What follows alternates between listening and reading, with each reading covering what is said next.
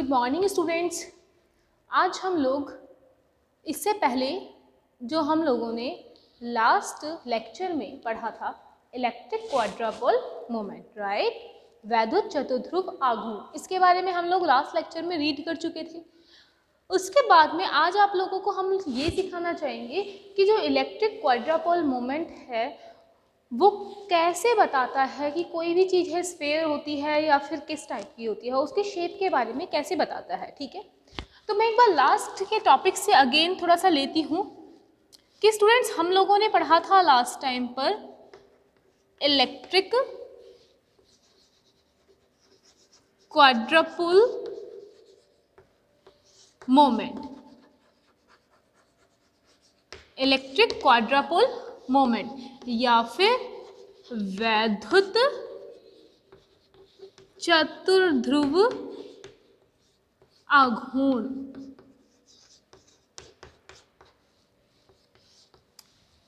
इसलिए यहाँ हमने जो भी चीज़ पढ़ी थी उसमें हम लोगों ने देखा कि जो इलेक्ट्रिक क्वाड्रापोल मोमेंट था, ठीक है, वो 3 टाइप से देखा था। सबसे पहले हम लोगों ने जब स्टार्ट किया तो मैंने आप लोगों को बताया था स्टूडेंट्स की जो मोनोपोल होता है, मोनोपोल, ठीक है, एक ध्रुव जिसे बोलते हैं। मोनोपोल जो होता है सिर्फ किसके कारण होता है बच्चों? चार्ज के कारण होता है, पॉइंट चार्ज के कारण होता है। सिर्फ एक चार्ज रखा हुआ है तो हम कहेंगे कि इसको हम क्या बोल सकते हैं?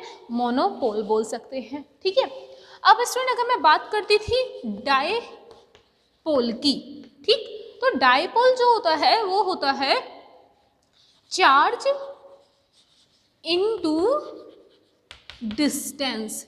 इसको क्या बोलते हैं हम लोग? डायपोल बोलते हैं। जैसे कि Q और एक ये दूसरा चार्ज है माइनस का Q। ठीक, मैंने कहा एक तो है मेरे पास में क्या, पॉजिटिव का Q और दूसरा चार्ज कैसा है, नेगेटिव का Q है। अगर इन दोनों के बीच का डिस्टेंस कितना है, 2a है। ठीक, तो यहाँ पर जो डायपोल मोमेंट होगा उसको हम क्या बोल सकते हैं? Q into 2a। क्लियर?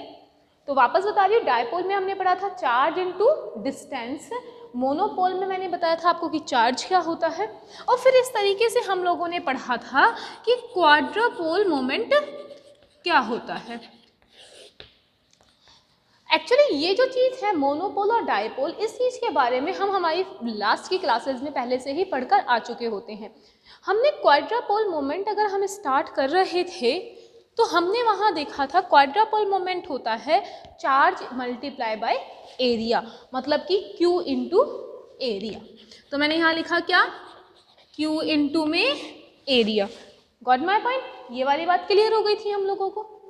फिर उसके बाद में हम लोगों ने एक सरफेस माना था छोटा सा, और उस सरफेस को हमने कहा था कि वो जो है पॉइंट या फिर मूल बिंदु या ऑरिजिन से कितना डिस्टेंस पे था, ये जो माना था हम लोगों ने, इसको हमने लिया था कि जैसे ये अगर कोई डिस्टेंस सपोज कर लो कि वेट है ना, ये कोई डिस्टेंस है जिसके जेड एक्सिस पे हम लोगों को पॉइंट P पर यहाँ से R डिस्टेंस पे, कैपिटल R डिस्टेंस पे हम लोगों को क्या फाइंड आउट करना था? पोटेंशियल फाइंड आउट करना था। और यहाँ से स्मॉल r पे पोटेंशियल फाइंड, ये जो चार्ज है वो स्मॉल r डिस्टेंस पे है, तो ये चार्ज जो है इस पॉइंट P से कितना डिस्टेंस हो रहा था स्टूडेंट्स? a डिस्टेंस हो रहा था। ठीक है, तो हम लोगों ने ये वाली बात लास्ट हमारे लेक्चर्स में क्लियर कर चुके थे।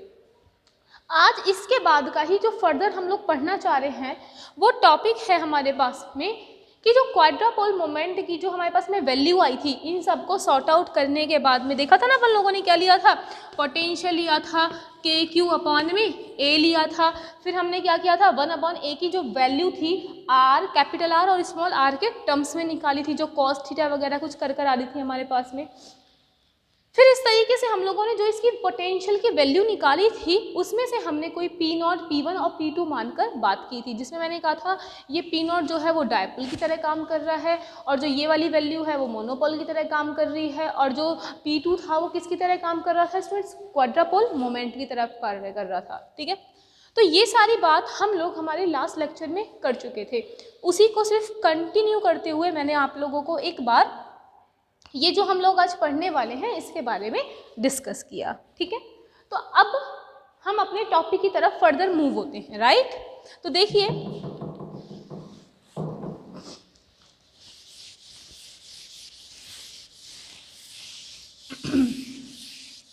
तो हमारे पास में उसके बाद में P2 की कुछ वैल्यू आई थी जो ऐसे थी, integration of 3z square minus r square rho d v. ये वाली वैल्यू किसकी आई थी स्टूडेंट्स हमारे पास में? P2 की वैल्यू आई थी कितनी? 3z square minus r square rho d v. ठीक है, जिसको हम क्या नाम दे रहे थे? क्वाड्रापोल मोमेंट Q से बात कर रहे थे। तो हमने यहाँ से हमारा लास्ट लेक्चर उठाया जहाँ पे मैंने स्किप किया था लास्ट लेक्चर को। मैंने कहा था इलेक्ट्रिक क्वाड्रापोल मोमेंट पढ़ने के बाद में जो दिन हम पढ़ रहे थे उसके बारे में फर्दर डिस्कस करेंगे नेक्स्ट लेक्चर में, तो आज हम वो कर रहे हैं। तो स्टूडेंट्स देखिए, हम लोगों ने क्या निकाला? कैपिटल Q की वैल्यू निकाली। ठीक है, इसी को क्या बोलते हैं? Electric quadrupole moment. ठीक, अब जब हम लोगों को पता है कि जो इलेक्ट्रिक क्वाड्रापोल मोमेंट है वो किस काम में आता था? किसी भी नाभिक की जो भी स्फेरिकल प्रॉपर्टी है उसको बताने का काम आता था, या फिर बताता था कि अगर चार्ज का कोई भी डिस्ट्रीब्यूशन सिमेट्रिक फॉर्म में नहीं है, ठीक है, तो वो कुछ ना कुछ डेविएट हो जाएगा स्फेयर हमारा। तो वो स्फेयर कितना डेविएट होगा, किस तरीके से डेविएट होगा, इन सारी बातों को हमें कौन बताता था बच्चों? यही बताता है Q, जिसे हम बोलते हैं क्वाड्रापोल मोमेंट। क्लियर हो गई यहाँ तक की बात? तो हम इसको लेके चलते हैं। देखो यहाँ आपको पता है जो आर स्क्वायर होता है उसे क्या लेते हैं? तरीके से लिख देते हैं यहाँ पे साइड में।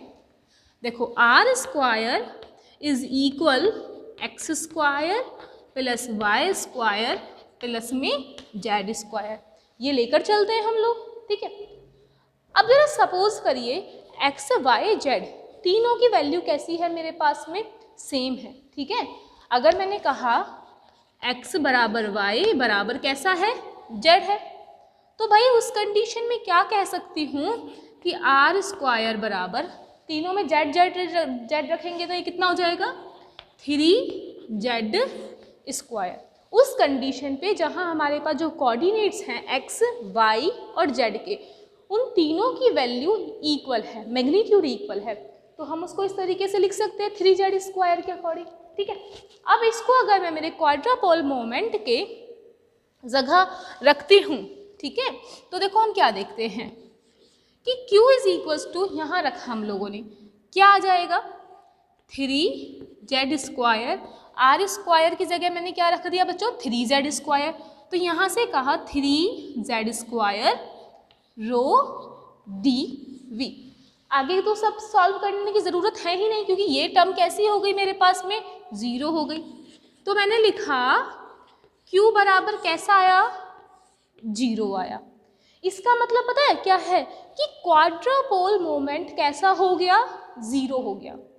बच्चों ये वाली बात हम लोगों को ये बताती है, क्वाड्रापोल का मतलब होता है सममिति, सिमेट्रिक। ठीक है, ये हमें ये बताना चाहता है कि जो हमारी वैल्यू है ना इलेक्ट्रिक क्वाड्रापोल मोमेंट की, वो 0 है। मतलब जो हमारा स्फेयर है ना वो बिल्कुल कैसा है?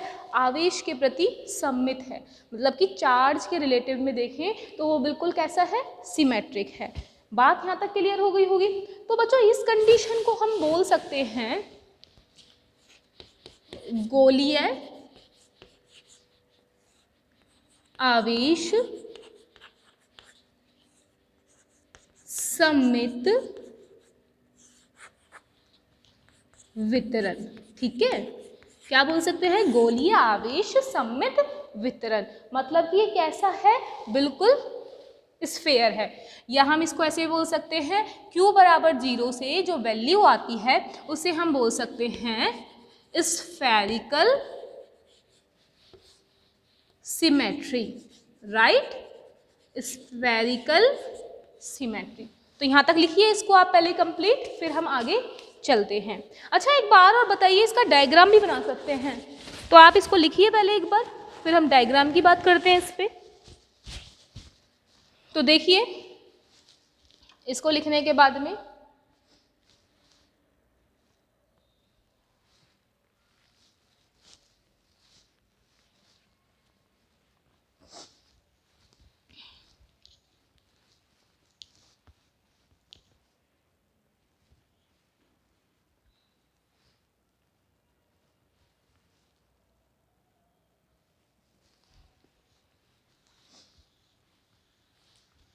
इसके बाद हम डायग्राम की बात करेंगे, इसे लिखिए जल्दी। चलो यहाँ पे साइड में कर ही देते हैं। मैंने कहा आपको एक्स वाई और जेड कैसा है, इक्वल। तो बच्चों हमने क्या लिया, सिमेट्रिक लिया, वाई एक्स और ये क्या हुआ जेड, एक्स वाई जेड। ठीक है, हमेशा हम जो भी टर्म्स लेते हैं ना, ये एक्स वाई जेड की जो भी एक्सेस बनाते हैं, याद रखना वो इसी गोलीय रूप में मुड़ना चाहिए, ऐसे ही जाना चाहिए। ठीक है, एंटी क्लॉक वाइज ही रहना चाहिए। अगर आप इसे वाई बोलते हो ना तो फिर यहाँ से स्टार्ट होगा एक्स वाई जेड, ऐसा नहीं होना चाहिए एक्स वाई और ये जेड, ऐसा नहीं होता। तुम चाहे एक्स इसको मानो तो फिर वाई जेड यहाँ आना चाहिए, ये इसी रूप में होना चाहिए, ऐसे मुड़ना चाहिए, राइट। तो अब देखिए एक्स वाई जेड, मैंने कहा ये क्यू कैसा है, 0 है, तीनों बराबर हैं, तीनों बराबर है तो इसको बराबर है तो आप खुद देख सकते हो, इसको हम कैसे करते हैं, एक बराबर एक्सिस में कट करते हैं और ये इस तरीके से हमें क्या देगा, एक गोलीय देगा, है ना। पर ये तो गोल बना ही नहीं है। तो देखिए ये इस तरीके से हमें कुछ गोलीय शेप देगा, है ना, Q बराबर 0 होने पे। तो इसे बना लीजिए और इसे हमने माना ओरिजिन O। लिखिए जल्दी।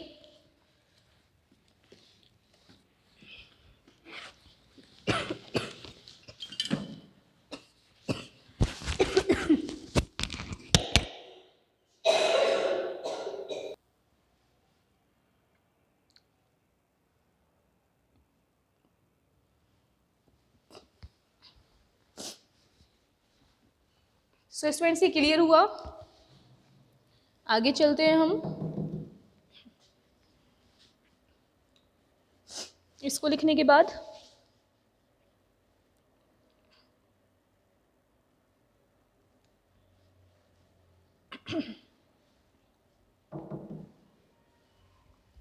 तो देखिए अभी हमने सिचुएशंस ली कि जब हमारा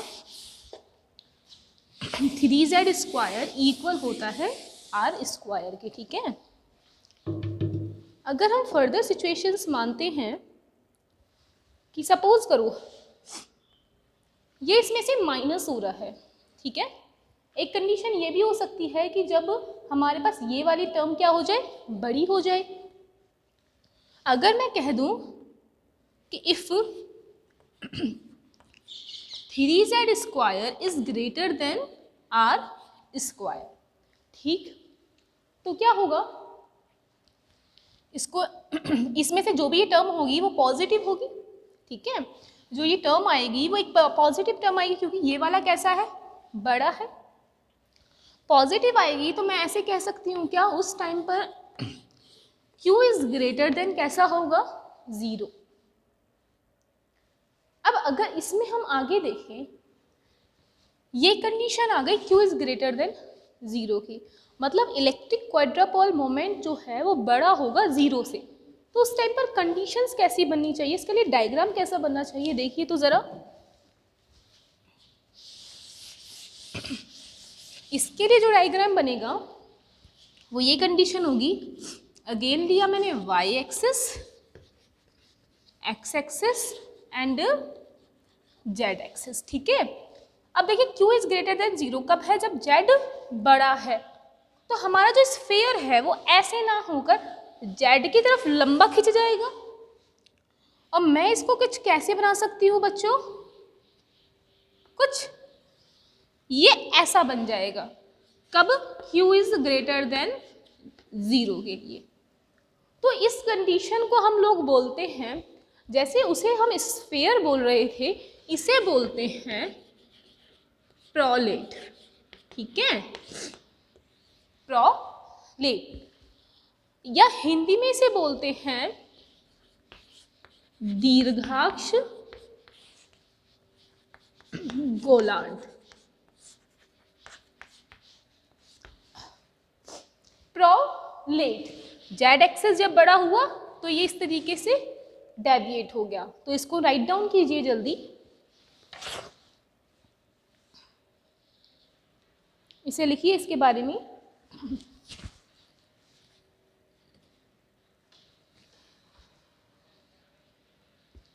और आगे चलते हैं हम फिर।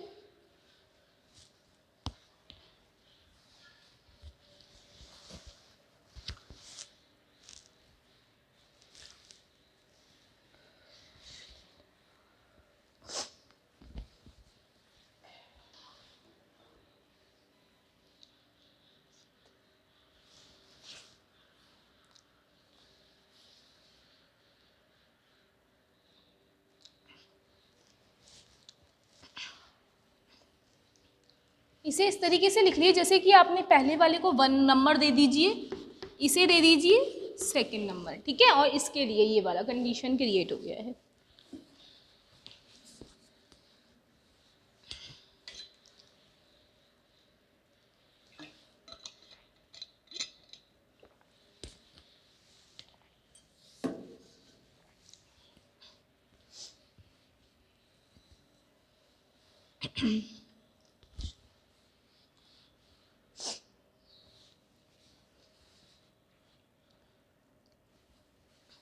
आगे चलते हैं। स्टूडेंट अब हमने फर्दर लिया इसके लिए कंडीशन कि जैसे कि ये विद्युत चतुर्ध्रुव आघूर्ण के लिए Q इज ग्रेटर देन कैसा था, 0 था, ठीक। इस बार हम लेते हैं कि ये जो कंडीशन है वो अपोजिट कर देते हैं। यहाँ अभी हमने देखा कि प्रोलेट बन रहा था, ठीक है। और अब हमारे पास क्या बनता है उसके बारे में डिस्कस करते हैं। जैसे अब तक हमारे पास Z बड़ा था, ठीक। अब हमने ले लिया कि 3Z² इज लेस देन किसके है, R² के, ठीक। अगर ये लेस देन हो गया, ये छोटा हो गया 3Z², तो जो आंसर आएगा वो कैसा आएगा कि Q इज लेस देन 0। मतलब कि क्या है, 0 से भी छोटा है, नेगेटिव है हमारा जो क्वाड्रापोल मोमेंट आया है। इसको हम इस तरीके से लिख सकते हैं, ये हुआ x, y और z। इस बार हमारा z कैसा है, R² से भी छोटा है। तो हमने इसको इस तरीके से बनाया कि z छोटा है ना, तो ये कुछ ऐसे बन गया। आप तो इस शेप को बहुत ही अच्छे से जानते होंगे, भली भांति भाई, सब जानते हैं ना इस शेप को, ऑब्लेट। क्या बोलते हैं इसे, ऑब्लेट। ऑमलेट मत कर देना इसे, इसे बोलते हैं ऑबलेट, ठीक है। या फिर इसको हिंदी में बोल सकते हैं हम लधभक्ष गोलाभ, ठीक है। जो हिंदी मीडियम वाले स्टूडेंट्स हैं वो इस वाले नाम को थोड़ा सा याद रख सकते हैं, तो बहुत ही अच्छी बात है, रख लेंगे वैसे तो। बट बेटा ऑबलेट देखो ज़्यादा इजी है, ठीक है। एग की शेप का है ये, ठीक है, तो इसलिए बोला इसे ऑबलेट। ऑमलेट मत बना देना इसका, यहां तक का छापो सबसे पहले तो।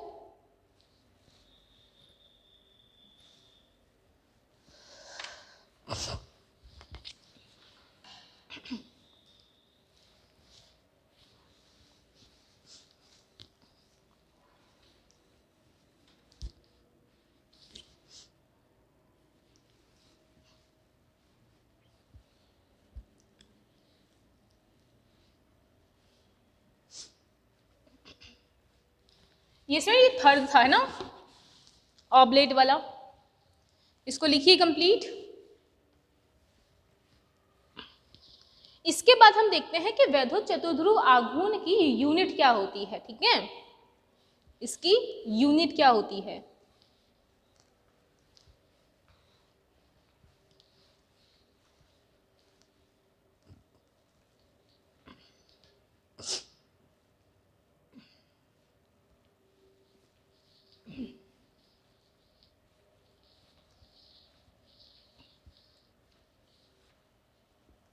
तो देखिए आपने ये लिख लिया होगा, आगे चलते हैं हम इसकी यूनिट देखते हैं।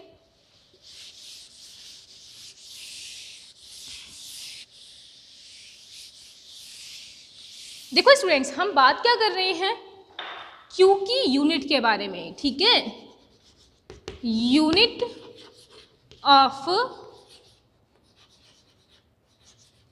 क्वाड्रपोल मोमेंट, ठीक है, वैद्युत चतुर्ध्रुव आघूर्ण की यूनिट वो क्या होती है। देखिए जरा, अगर मैं इसकी यूनिट देखूं तो वो कैसे आ रही है, 3z² माइनस आर स्क्वायर, ठीक है, मतलब यहाँ से ऐसा नहीं दिख रहा कि ये मीटर स्क्वायर हो रहा है, आर क्या है, डिस्टेंस है, जेड डिस्टेंस है। तो इसकी बच्चों यूनिट जो होती है क्वाड्रापोल मोमेंट की वो होती है मीटर स्क्वायर, ठीक है, क्या होती है, मीटर स्क्वायर। अब आप लोगों को पता है कि जो मीटर स्क्वायर है, ठीक, वो इसकी यूनिट है, लेकिन क्वाड्रापोल मोमेंट है, किसी भी अगर मैं नाभिक में देखती हूँ क्वाड्रापोल मोमेंट को, तो आप लोग देखते हैं कि उसमें बहुत ही माइनर सा डेविएशन आता है। देखो ऐसा तो हो नहीं सकता उसमें बहुत ज़्यादा डेविएशन आ जाए, अगर बहुत ज़्यादा इसमें डेविएशन उसके अंदर आ जाता है तो वो तो बिल्कुल ही स्फेयर ही नहीं रहेगा, बिल्कुल पिचक जाएंगी दोनों सरफेसेस, ऐसा नहीं होता, बस गोले से हल्का सा डेविएशन आता है, ठीक, मतलब मीटर स्क्वायर जो है वो उसकी वैल्यू बहुत ही पॉइंट्स में आती होगी, बहुत ही कम आती होगी। तो इसके लिए क्या किया, हमने एक फिक्स यूनिट बता दी कि 1 बार्न, ठीक है, 1 बार्न क्या होगा, देखिए, तो 1 बार्न के लिए बच्चों हमने देखा कि ये बहुत ही छोटी यूनिट है 1 बार्न के लिए, तो इसकी वैल्यू कितनी कम आए उसके नाम से एक बार्न दे दिया, 1 बार्न, तो वो होता है 10⁻⁻28 मीटर स्क्वायर। क्लियर। हम लोगों ने देखा सबसे पहले हमारे इसके अंदर यूनिट की बात कर रहे थे तो वो कुछ मीटर स्क्वायर के अकॉर्डिंग मिल रहा था। मैंने कहा इसकी यूनिट क्या होगी, मीटर स्क्वायर होगी। लेकिन क्वाड्रापोल मोमेंट किसी भी नाभिक के अंदर बहुत कम आता है, बहुत डेविएशन बहुत कम आता है। तो बच्चों होगा क्या कि इसके लिए अब हम ये तो नहीं लगाएंगे कि 0.008 इतना आ रहा है डेविएशन, तो उसको माइनस की पावर के अकॉर्डिंग चेंज कर दिया, उसे बोल दिया 1 बार। ठीक है, तो 1 बार में कितना होता है 10⁻⁻28 मीटर स्क्वायर। तो इसको लिख लीजिए, पहले टॉपिक डालिए यूनिट ऑफ क्वाड्रापोल मोमेंट, ठीक है, या फिर वैद्युत चतुर्ध्रुव की इकाई। ठीक है, इसे लिखिए वैद्युत चतुर्ध्रुव की इकाई। मैं इसमें लिखा नहीं हूं, आप लोगों को लिखिए सबसे पहले चतुर्ध्रुव आघूर्ण का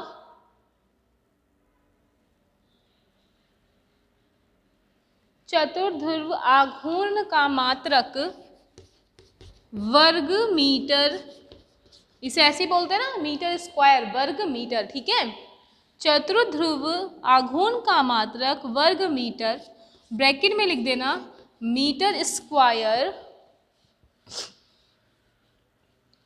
लिखा जाता है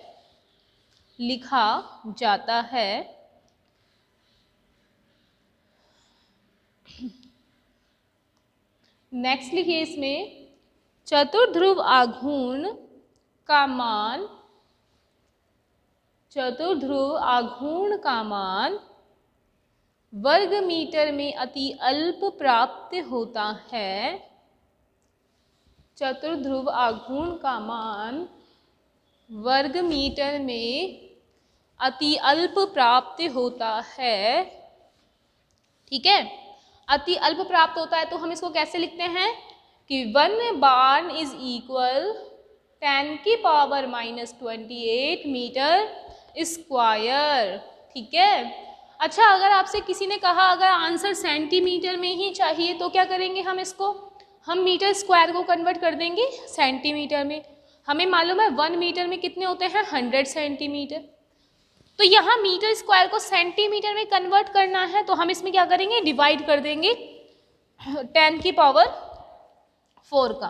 तो देखिए ये क्या बन गया, 10 की पावर -24 सेंटीमीटर स्क्वायर। ठीक है, तो इसे लिख लीजिए कि इसका जो मात्रक है एक बार में इतने मीटर स्क्वायर होते हैं और इतने मीटर स्क्वायर में इतना सेंटीमीटर स्क्वायर होता है।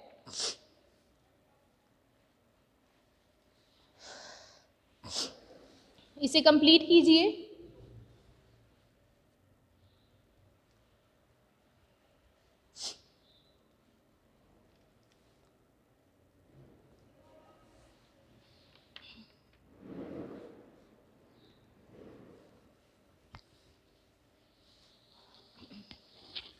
लिखिए इसे।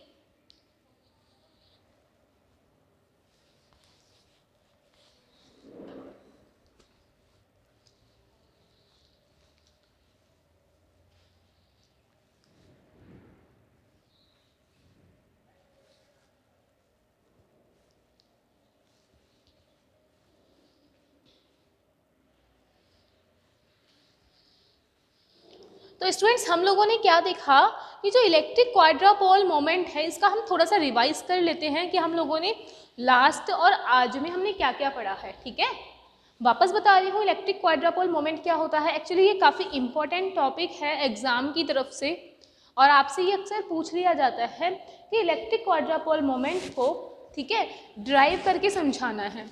तो हम लोगों ने जो कल पढ़ा था इलेक्ट्रिक क्वाड्रापोल मोमेंट के बारे में उसको आपको कम्प्लीटली ड्राइव करना होता है। ठीक है, और देन आज जो पढ़ा है वहाँ तक लिखना होता है। तो हम देखते हैं इलेक्ट्रिक क्वाड्रापोल मोमेंट है क्या। हमने इलेक्ट्रिक क्वाड्रापोल मोमेंट में देखा कि जो इलेक्ट्रिक क्वाड्रापोल मोमेंट होता है, ठीक है, वो किसी भी स्फेयर के बारे में उसमें आवेश किस तरीके से भरा हुआ है उसके बारे में हम लोगों को बता रहा है। ठीक है, अब आवेश की सममिति के लिए हम क्या यूज़ करते हैं, इलेक्ट्रिक क्वाड्रापोल मोमेंट, जिसे हम कैपिटल Q से शो करते हैं। फिर हम लोगों ने देखा कि क्वाड्रापोल से छोटे छोटे भी कुछ चीज़ें होती थी। पोल, जहाँ पर क्वाड्रापोल है, ठीक है, इससे पहले हम जो छोटा पढ़ते थे वो होता था मोनोपोल। मोनोपोल को आप आपने चुंबक वाले इन चैप्टर में पढ़कर आए हो मैग्नेट वगैरह के अंदर, जिसमें मैम कहती थी ये इसका एक ही पोल है तो इसको हम मोनोपोल कह रहे हैं, N या फिर S। ठीक है, फिर दूसरी बात हम कर रहे थे मोनोपोल के बाद में कि डाईपोल की, जिसमें दो चार्ज हों लेकिन दोनों ही चार्ज का मैग्नीट्यूड तो सेम होना चाहिए, लेकिन उन दोनों की डायरेक्शन कैसी होनी चाहिए, अपोजिट होनी चाहिए। तो उन दोनों के बीच की जो डिस्टेंस होती है उसके लिए हम लोग बोलते हैं कि जो डाईपोल होगा वो किसके इक्वल होगा स्टूडेंट्स, चार्ज इनटू डिस्टेंस के इक्वल होगा। ये वाली बात हम कर चुके हैं। फिर हम क्वाड्रापोल मोमेंट की बात करी थी। तो क्वाड्रापोल जो मोमेंट आता है वो चार्ज इनटू एरिया आता है, वो किसी भी चार्ज के सापेक्ष वो कितने एरिया में फैला हुआ है, ठीक है, उस एरिया में, जैसे नाभिक में कितना फैला हुआ है उस अकॉर्डिंग फाइंड आउट किया था। फिर हमने उसको निकालने के लिए देखा कि कोई भी नाभिक में अगर हमने कहा ये ऑरिजिन से कोई चार्ज जो है वो इतनी डिस्टेंस पे है, जिसकी डिस्टेंस हमने कहा स्मॉल r है, ये कैपिटल R है और ये कैसी थी A। तो इसके किसी पॉइंट P पर हम लोगों ने पोटेंशियल फाइंड आउट करके इन सब की टर्म को देखा कि मोनोपोल, डायपोल और इलेक्ट्रिक क्वाड्रापोल मोमेंट जो है वो किस तरीके से हमें फाइंड आउट हो रहा है। हम लोगों ने यहाँ तक के बात कंप्लीट करने के बाद में स्टूडेंट्स देखा कि जो इलेक्ट्रिक क्वाड्रापोल मोमेंट था उसकी वैल्यू निकाली। ठीक है, तो जो कल हम लोगों ने लास्ट लेक्चर में हम लोगों ने इसकी वैल्यू देखी थी वो कुछ इस तरीके से आ रही थी कि 1/4 पाई एप्सिलॉन P0/r प्लस में P1/r स्क्वायर P2/r की पावर 3, ये आ रहा था। ये किसका मान आ रहा था स्टूडेंट्स? हमारे पास में पोटेंशियल का मान आ रहा था। हमने P0 को रो dV माना था, P1 को माना था, और जो P2 था वो हम यहाँ से ये लेके चले थे। हमें इसके बारे में कोई भी डिस्कस नहीं करना था, तो हमने इसके लिए कुछ भी बात नहीं करी थी। हमने सिर्फ किसकी बात करी बच्चों? P2 की बात करी थी। हम जब P2 को लेकर चले, क्योंकि हमारे पास यही काम का था, क्योंकि हम पढ़ रहे हैं इलेक्ट्रिक क्वाड्रापोल मोमेंट। यहाँ से हम लोगों ने देखा इस इक्वेशन से 3z² में से r को क्या कर रहे हैं? माइनस कर रहे हैं। हम जानते हैं कि जो r² होता है वो x² प्लस y² प्लस में किसके होता था? z² के हो रहा है। ठीक है, ये सब हम बात जानते हैं पहले से। हम इसमें से अगर इसको माइनस अगर कर रहे थे, अगर ये तीनों ही डिस्टेंस इक्वल हैं, तीनों डिस्टेंस इक्वल होने का मतलब क्या है? सरफेस पे जो चार्ज है वो कैसा है? सिमेट्रिक फॉर्म पे है। तो क्वाड्रापोल मोमेंट हमें कैसा मिला बच्चों? 0 मिला था उस केस में। क्वाड्रापोल मोमेंट का 0 मिलने से अर्थ निकाला कि ये जो वैल्यू है Q की वो ये बता रही है कि इसका जो मान है सब जगह कैसा है? इक्वल है। ये कहीं से भी ऊपर या नीचे इस तरीके से नहीं फैला हुआ। फिर हमने पढ़ा Q इज ग्रेटर देन 0, तो हमने देखा ग्रेटर कब आएगा? जब ये वाली वैल्यू बड़ी होगी 3z² की। इस वैल्यू बड़ी होने के लिए हमने लिखा कि ये कुछ इस तरीके से बना रहा था, जिसे हमने प्रोलेट बताया था। नेक्स्ट टॉपिक में हमने देखा कि अगर Q जो है वो इस लेस देन हो जाए 0 के, मतलब 3z² तो कैसा हो जाए? छोटा, और ये कैसा हो जाए? बड़ा। तो वो सिचुएशन हमें क्या बता रही थी? ऑब्लेट के बारे में बता रही थी।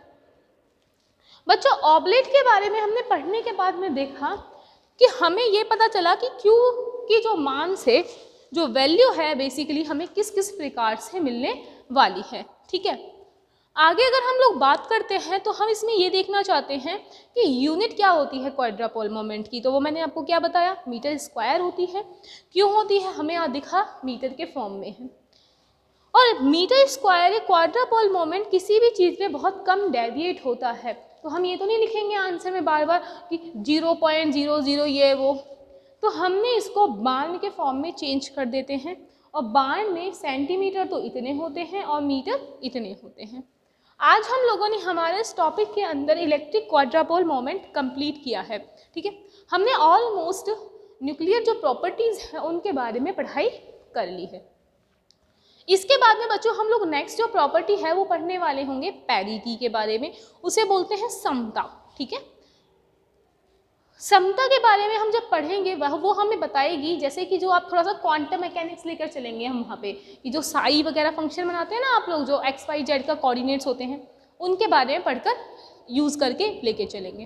तो आज के लिए हम लोगों ने पढ़ा कंप्लीट किया इलेक्ट्रिक क्वाड्रापोल मोमेंट। इसे अच्छे से पढ़िए, ये एग्ज़ाम में पूछ लिया जाता है अक्सर। धन्यवाद, थैंक यू।